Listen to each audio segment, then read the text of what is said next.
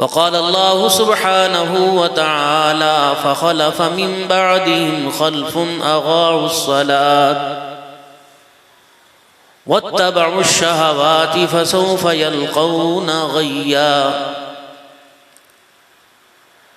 وقال الله سبحانه وتعالى ومن أعرض عن ذكري فإن له معيشة ضنكا.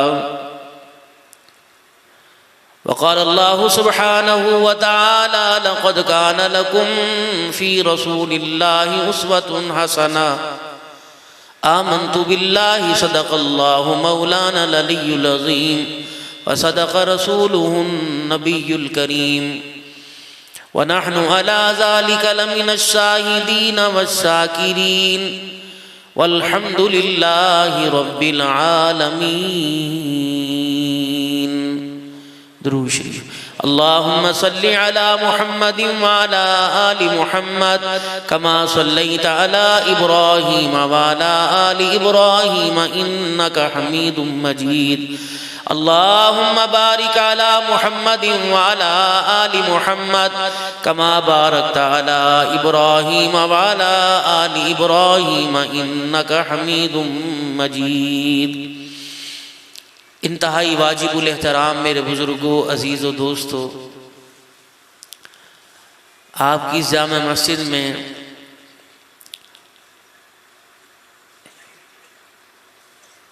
اس پروگرام میں شامل ہونے کی اللہ نے مجھے سعادت نصیب فرمائی. باوضو ہو، نماز پڑھ کے بیٹھے ہو، اللہ کا قرب، اس کی محبتیں عصر کی 4 رکعات میں، رکوع میں، قیام میں، سجدے میں ان کا لطف اٹھایا ہے. پھر ہاتھ اٹھا کر اگر آپ ناراض نہ ہو تو ایک بات کہہ دوں، کیونکہ بڑوں سے چھوٹے سبق یاد کر کے اپنے بڑوں کو سناتے ہیں.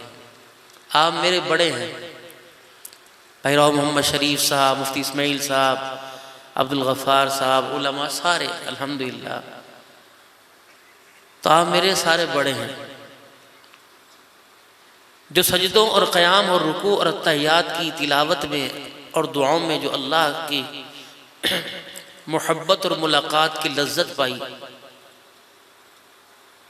سلام پھیرا، پھر کہتا ہوں معذرت، ناراض نہ ہونا، یہ اللہ نے بھی میرے دل میں بات ڈالی. سلام پھیرا، تھوڑا سا اور اس کو میں عام کر دوں. عید کے دن کسی سے ملنے کے لیے گئے، اس نے کہا یار بڑے دن بعد آیا ہے. جب ملاقات کر کے رخصت ہونے لگے تو دروازے تک آیا اور پوچھا کب ملے گا. اگر چاہت تھی، اگر چاہت نہیں تھی تو پھر یہ کہا ہوگا کہ یار بس معذرت کے ساتھ میں نے کہیں جانا ہے اور مصروف ہوں، جب بھی آؤ تو بتا کے آیا کرو. سمجھ جایا کرو کہ اس ملاقات میں اسے مزہ نہیں آیا.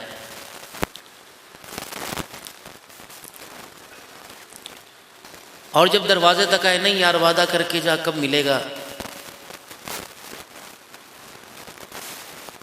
تو پھر آنے جانے کے راستے کھلے رہتے ہیں اور ملاقات کا جو حصول اور نتیجہ ہوتا ہے وہ انسان کو مل جاتا ہے کہ بھئی جس کی محبت میں آیا تھا اس نے میری محبت کو قبول کیا، حالانکہ میری محبت قابل قبول نہیں تھی.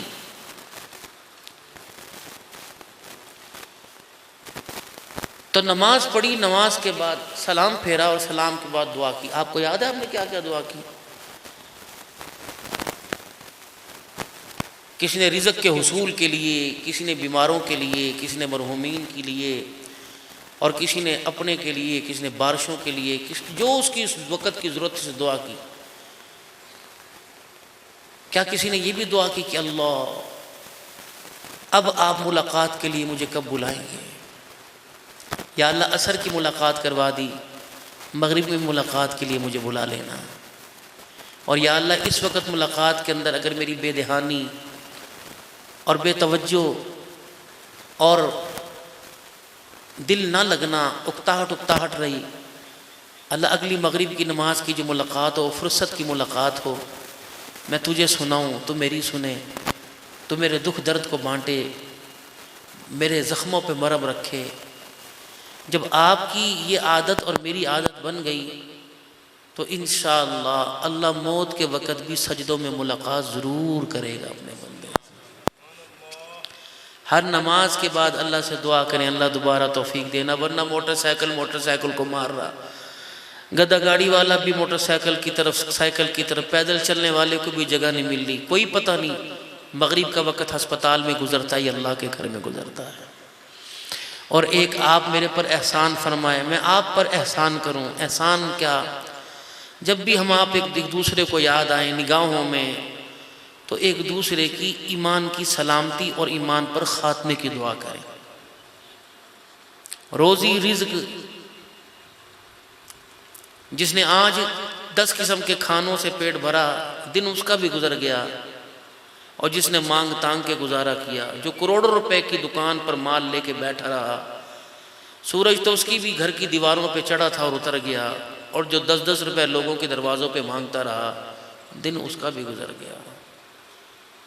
بس اللہ سے ساتھ یہ بھی دعا کریں اللہ رزق دے، ایک رزق حلال دے اور عزت والا رزق عطا فرما۔ اب علماء کرام سے میں ایک چھوٹی سی بات کروں، کیونکہ وقت تو بھائی بیان کا نہیں ہے، ایک چھوٹی سی بات علماء کرام سے بیان کروں۔ اب میں آپ کے سامنے یہاں بیٹھا ہوں، جیسے کیسے رکھے سکھے جیسے میرے کپڑے ہیں، جیسے میری پگڑی ہے، جیسے میرا چہرہ ہے، میں نے کوشش کی کہ بن سنور کے آپ کے سامنے بیٹھوں۔ مسجد کے اندر امام صاحب مفتی اسماعیل صاحب نے نماز پڑھائی ہوگی، اور آپ بھی اپنی مسجدوں کے اندر نماز پڑھا کے آئے ہیں۔ جب آپ مصلی پہ کھڑے ہوئے تو آپ نے کپڑوں اور جسم کی پاکی کا خیال کیا۔ گلی کوچوں کے اندر نالے بہہ رہے تھے، پر نالے بہہ رہے تھے، چھوٹی چھوٹی گھروں کی نالیوں سے گندا پانی صاف پانی نکل رہا تھا، تو آپ کپڑوں کو بچاتے ہوئے آئے۔ اتنا سا داغ لگ گیا، اور آپ نے اس نماز کے سجدے کی پاکی کے لیے اس پر نہ جانے کیا کیا کوسنے دیے اور کیا کیا کہا۔ سگی بچی اگر پیشاب میں بھری پڑی تھی اس کو نہیں اٹھایا کہ میرے نماز کے کپڑے ہیں۔ گھر سے چل کر مصلی تک آنے کے لیے آپ نے اپنی نماز کے کپڑوں کا خیال کیا۔ اس نماز کو مصلی سے لے کر عرش مولا تک پہنچانے کے لیے کیا آپ نے حلال روزی کا بھی خیال کیا ہے؟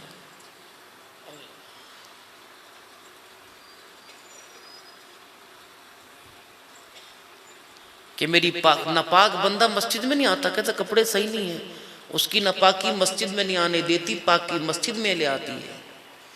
آپ کی ظاہری پاکی کے اندر اتنی پاور ہے کہ آپ کو گھر سے اٹھا کے یہاں لے آئی۔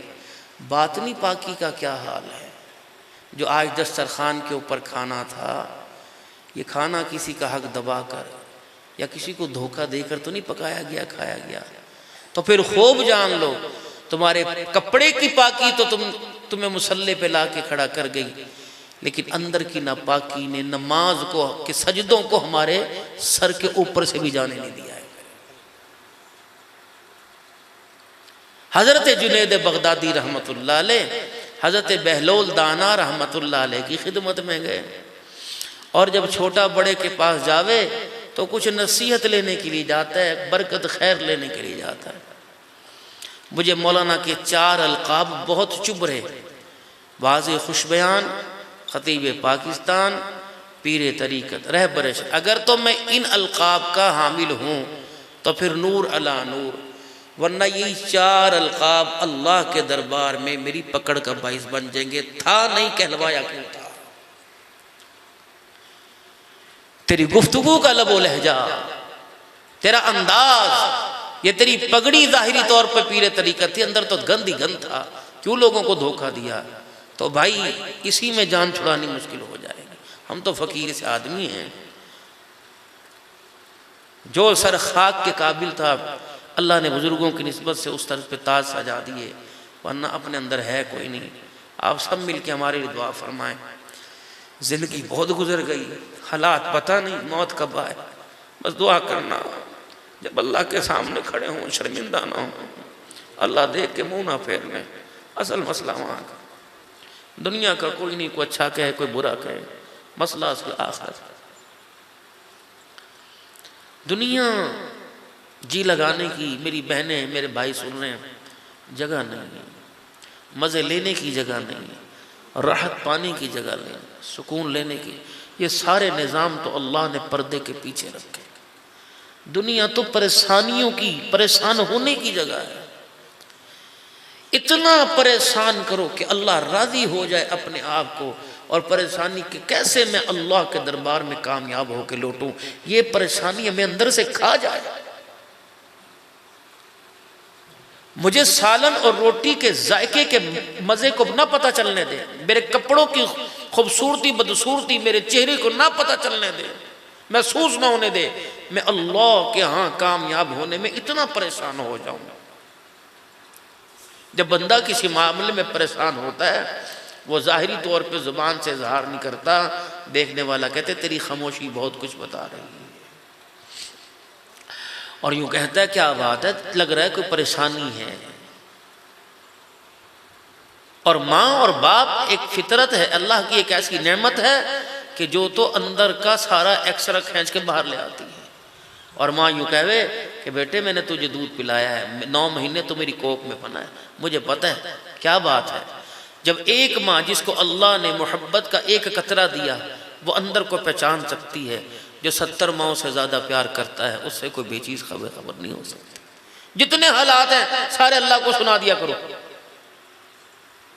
یار کے پاس بیٹھ کر اپنے سارے حالات شیئر کرتے ہو، یار یہ مسئلہ بنا، فصل اچھی نہیں ہوئی، یار کیا کرو بچی کا جہیز کرنا ہے، یار کیا کرو بجلی کا بل اتنا آ گیا۔ وہ یار کو سارے مسئلے حل تھوڑی کرے گا، یار کو سنانے سے دل ہلکا ہو جاتا ہے۔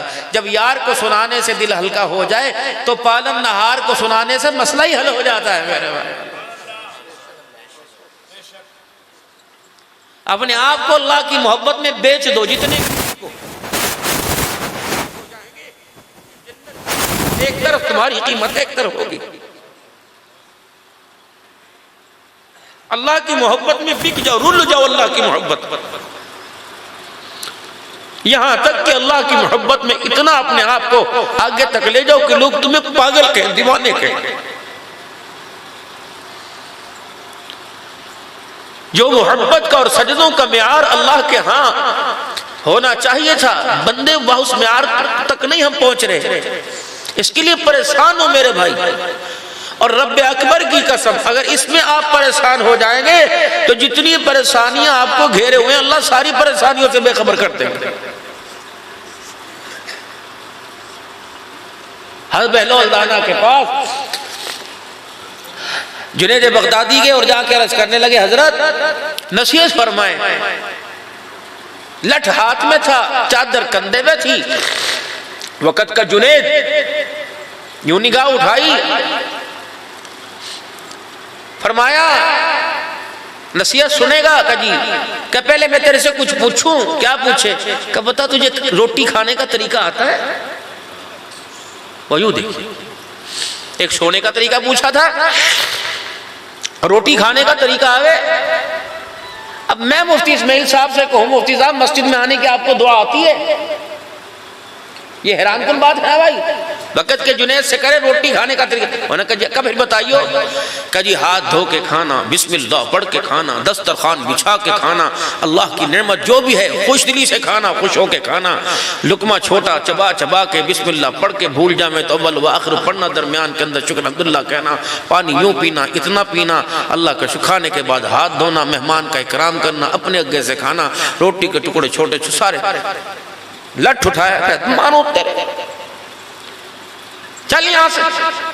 بڑا نصیحت سننے کے لیے آیا، جسے روٹی کھانے کا طریقہ نہیں آتا وہ میرے سے نصیحت لے گا؟ بل لٹھ اٹھایا نکل لیے دنیا۔ حضرت جاندی کرو، حضرت جاندی کرو، معاف کر دو، چلو نہیں سے طریقہ آتا تو بتا دو۔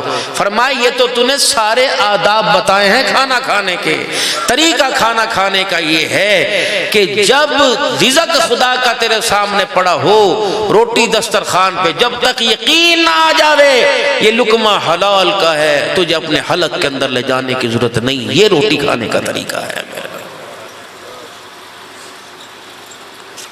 ابھی میں موبائل کے اوپر ایک حدیث پاک کہاں تک سچی، کیونکہ موبائلوں کی کہانی ایسی ہوتی ہے، علماء ہماری اصلاح فرمائیں، فرمایا میری امت پر ایک زمانہ ایسا آئے گا کمانے والے کو اور کھانے والے کو پتہ نہیں لگے گا کہاں سے کھا رہا اور کہاں سے کما رہا، حلال حرام کی پہچان نہیں ہوگی، کھانے والا بھی ھذا من فضل ربی پہ لگا ہوگا میرا، اور یہ حالت نہیں ہے۔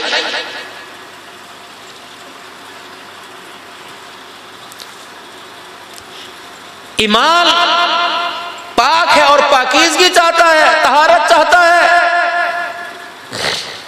اور انسان کی اندر کی پاکیزگی اس کو تقوی سے ملے گی، اور تقوی مضبوط حلال رزق سے ہوگا۔ اس کی جستجو اور تلاش کیجئے، بے شک چٹنی ملے آپ کو حلال کی، کھا جاؤ۔ اگر بھوک اور افلاس میں اور غربت میں اجازت ہر قسم کا مال کھانے کی ضرورت ہوتی تو حضرت حسین کے منہ میں مسجد نبوی پاک تھی، جہاں ایک نماز کا ثواب 50,000 کے برابر ہے۔ وہ مسجد جہاں جبرائیل بھی آئے، ابی بن کعب سے قرآن کریم کی تلاوت بھی سنی، اور صحابہ اکرام رضوان اللہ علیہ مجمعین کے سلام بھی لے کے آئے۔ مسجد نبوی جس میں ازواج مطہرات کے گھر، امہات المؤمنین کے گھر، صحابیات کے گھر، صحابہ کے گھر، اتنی بابرکت جگہ کہ جہاں جبرائیل ملاقات کے لیے آوے، اس مسجد کی زمین پر کھجور بھی مدینے کی، سکھر کی نہیں، خیر پور کی نہیں، مدینے کی کھجور پڑی ہوئی ہے۔ حضرت حسین کو کتنی بھوک ہوگی کہ نانے کی انگلی پکڑ کے جا رہے، وہ کھجور اٹھا کے کھا لی، تو نانے نے یہ نہیں دیکھا بیٹی کے گھر میں آٹا نہیں، روٹی نہیں، 6 دن کا فاقہ ہے، حلق میں انگلی ڈال کے اندر سے نکال لی کھجور، فرمایا بیٹے یہ مال تیری شان کے قابل نہیں ہے۔ اللہ